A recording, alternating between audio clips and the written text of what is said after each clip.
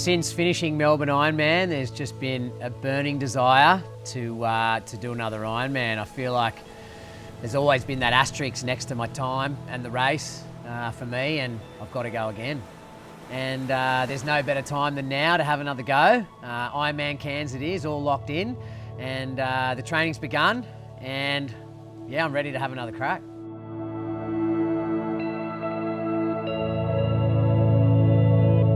Life has become completely different. When I was training for Melbourne, I got a lot of downtime, which was great. It allowed me to think about my race.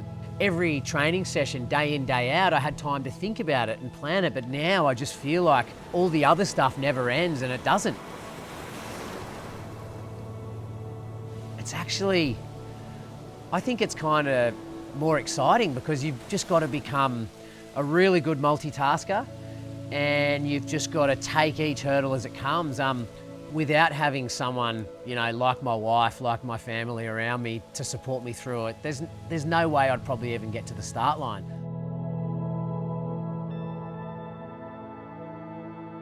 Just rolling up to Mawson's Breakwall, and there's a beautiful little trail called the Wallara Track, and we're going to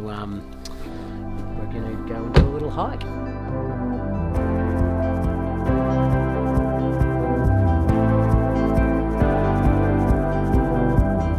Having time with the kids is really important to me. Anyone that's a parent knows that. As soon as you have that bond with your kids, you just want to spend every waking minute with them. So knowing that I've got to go out on the bike for 8 hours on a Sunday, it cuts me to the core. But also knowing that come race day, Winnie will be standing on that finish line, and hopefully she'll watch me come across the line and be proud of me and know that, you know, she can have that kind of life too if she sets little goals and works towards them. And I think that's the key to life and to stay healthy and happy, is to do events like an Ironman, and, you know, also have your time with your family, with your kids, with your work, but also have other things that keep you healthy, keep you fit, and keep you happy.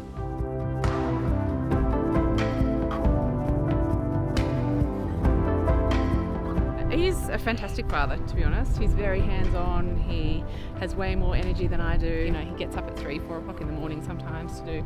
He's done 2 hours on the bike before the kids and I even get up. It will mean everything to him, I think, if he can get under the 10 hours, definitely. So, especially seeing the hard work and the hours and dedication that goes into it to get him there, to see him achieve it, will just be amazing. So, I know he's done it, 8/10 of an Ironman before. So to see him complete a full one, as well as, you know, working and having a young family as well, will be amazing. Part of them are what going to help me get across the line at the end of the day. So I'll be calling on their love and their support to get me there, because an Ironman is hard, and training for it is even harder, I think, than race day. So, and I'm just blessed to have a great wife and 2 really good kids.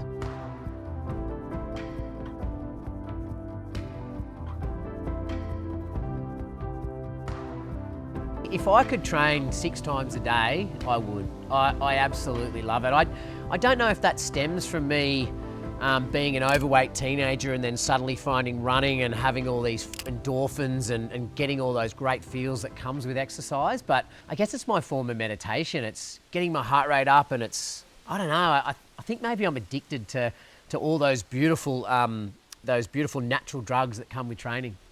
So my training, I'm pretty lucky. I've got a little bit of experience behind me now. I've probably been running and doing triathlon and adventure races for nearly 10 years now, and I've learned a lot. I'm one of those people that needs to learn by their mistakes, and everything that I learnt from Spot Anderson, which if you don't know him, he's probably one of Australia's greatest triathletes. He's done some incredible things in endurance sport, and he's raced some of the best and beaten them at times back in the day. His mind is next level when it comes to coaching, and he's just so smart when it comes to pacing. And it's kind of funny, we talk about Ironman as a race, but it's really just a big day of pacing, and if you don't get that right, you can have the worst day of your life. The pool session's going to revolve around doing an 800-metre time trial, which is his fortnightly session to see where he's at. 12:10 last time, so hopefully he'll do a little bit quicker this time. We'll see how we go. Hopefully I can knock a couple of seconds off that 12:10 and get a little PB.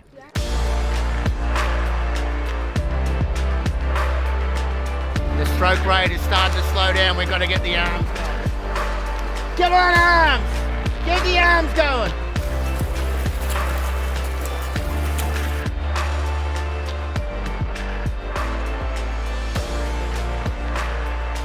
All right, Reidy's gone a 126 first 100, a little bit quick. 129, 129, he's settled. Trying to get the pace right. A lot of times people will start a time trial and they'll go a little bit quick.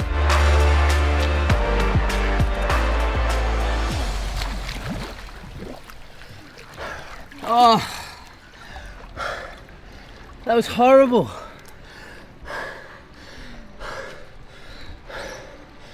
Ah. 14-second PB, I'll take it, but it wasn't pretty. I need to do it better than that in the race. I've got 6 weeks to go. Things are going to have to really start ramping up for me. The next 4 weeks are going to be probably a lot of really good quality hard sessions, and then, you know, taper ideally is 2 weeks. You know, a lot of people say a week, but I think you want to go into that race as fresh as you can. Hopefully, I can make quality of what training sessions I do have and get there and get what I need to cross that finish line in sub 10 hours.